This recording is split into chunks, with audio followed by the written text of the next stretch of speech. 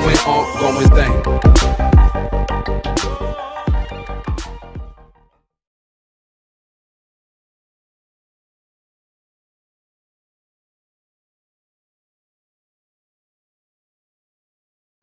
Assalamualaikum warahmatullahi wabarakatuh. Jumpa lagi di channel Sahabat Medis.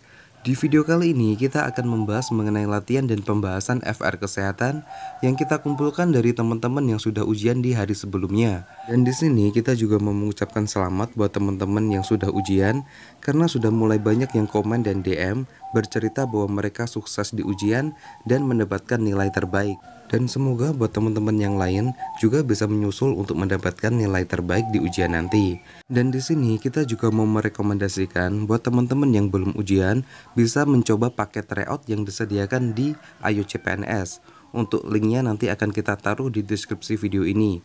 Karena berdasarkan pemaparan dari teman-teman yang sudah ujian, paket tryout di Ayo CPNS ini sangat membantu dalam memantapkan persiapan SKB.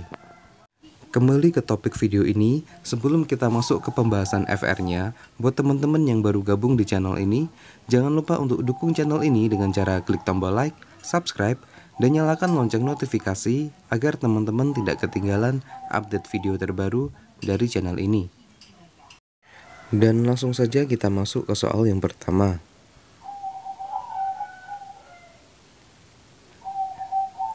Nyonya Y membawa bayinya yang berusia 2 bulan ke posyandu untuk melakukan imunisasi. Nyonya Y mengatakan sebelumnya bayinya sudah mendapatkan imunisasi sesuai program pemerintah. Pertanyaannya, imunisasi apa yang akan didapatkan bayi tersebut? A. Hepatitis B, B. BCG dan polio 1, C. DPT HB HIB 1 dan polio 2, D. DPT HB HIB 2 dan IPV, atau E. Campak.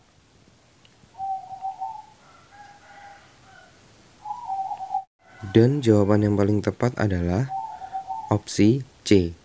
DPT HB HIB 1 dan polio 2. Berikut ini adalah tabel pemberian imunisasi dasar. Untuk bayi usia 0-24 jam mendapatkan imunisasi hepatitis B. Untuk usia 1 bulan mendapatkan BCG dan polio 1. Usia 2 bulan mendapatkan DPT HB HIB 1 dan polio 2. Usia 3 bulan mendapatkan DPT HB HIB 2 dan polio 3. Usia 4 bulan mendapatkan DPT HB HIB 3, polio 4 dan IPV. Dan usia 9 bulan mendapatkan imunisasi campak. Untuk soal ini sebenarnya sudah sering kita bahas di video sebelumnya, tapi karena memang keluar di ujian, jadi kita keluarkan lagi, kita bahas lagi di video kali ini agar teman-teman lebih ingat. Kita lanjut ke soal berikutnya.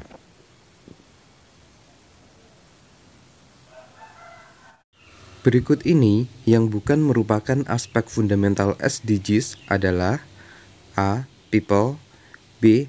Prosperity, C. Population, D. Planet, atau E. Partnership.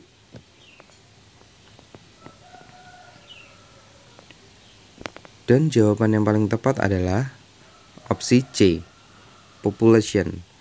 Terdapat 5 aspek fundamental SDGs. Berikut ini adalah diantaranya.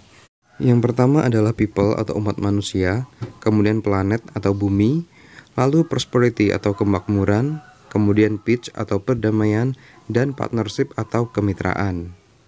Kita lanjut ke soal berikutnya.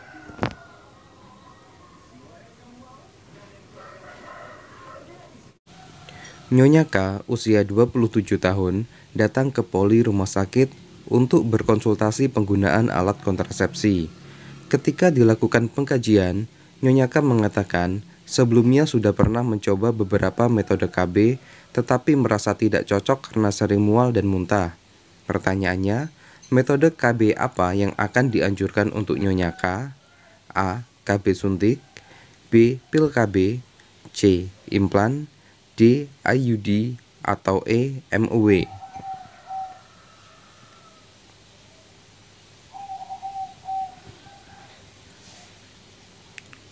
Dan jawaban yang paling tepat adalah D. IUD. Untuk KB suntik, pil KB, dan implan, ini masih memiliki efek samping berupa mual dan muntah, sehingga tidak dianjurkan untuk Nyonya K.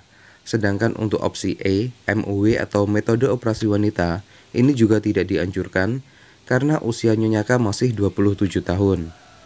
Kita lanjut ke soal berikutnya.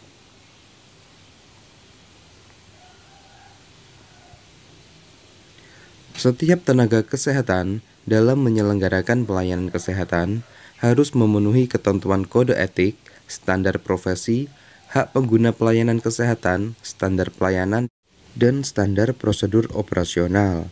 Hal ini diatur dalam Undang-Undang Kesehatan, khususnya pasal ke A. Pasal 21, B. Pasal 22, C.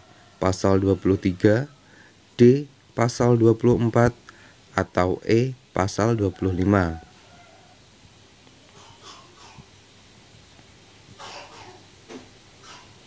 Dan jawaban yang paling tepat adalah opsi D, pasal ke-24.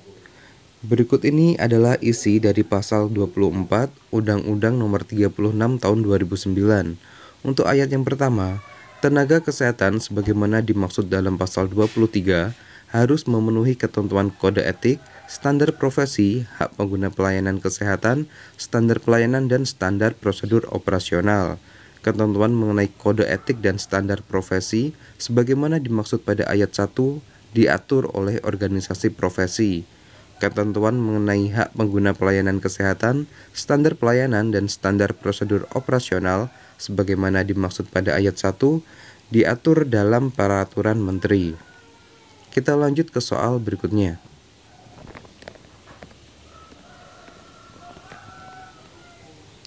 Hari Kesehatan Nasional diperingati setiap tanggal 12 November setiap tahunnya. Pada peringatan HKN tahun 2019, tema yang diusung adalah A. Generasi Sehat Indonesia Maju, B. Generasi Maju Indonesia Sehat, C. Generasi Sehat Indonesia Unggul, D. Generasi Unggul Indonesia Sehat, atau E. Generasi Maju Nusantara Sehat. Jawaban yang paling tepat adalah C. Generasi Sehat Indonesia Unggul. Hari Kesehatan Nasional berlangsung pada tanggal 12 November setiap tahunnya. HKN tahun 2019 ini adalah HKN ke-55 dengan tema Generasi Sehat Indonesia Unggul. Kita lanjut ke soal berikutnya.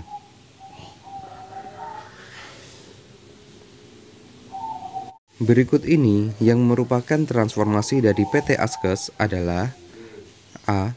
BPJS Kesehatan, B. BPJS Ketenagakerjaan, C. Jaminan Persalinan, D. BPJS Kesehatan dan BPJS Ketenagakerjaan, atau E. Semua benar.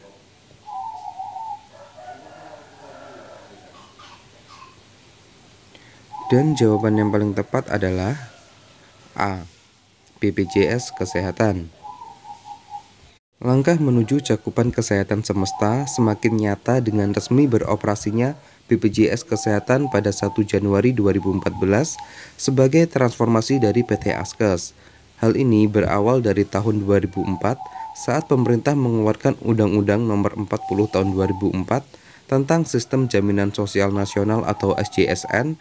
Dan kemudian pada tahun 2011, pemerintah menetapkan Undang-Undang Nomor 24 Tahun 2011 tentang Badan Penyelenggara Jaminan Sosial atau BPJS, serta menunjuk PT Askes sebagai penyelenggara program jaminan sosial di bidang kesehatan, sehingga PT Askes berubah menjadi BPJS Kesehatan.